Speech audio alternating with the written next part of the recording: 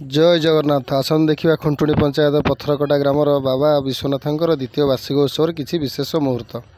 बाबा विश्वनाथंकर वार्षिक उत्सव प्रत्येक वर्ष वैशाख मासर शुक्लपक्ष चतुर्दशी तिथि पालन करा जाय थाए।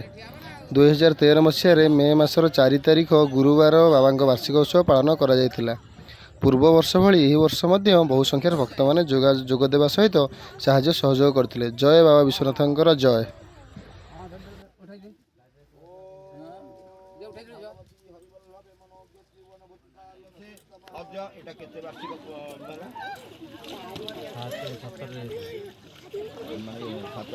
वार्षिक उत्सव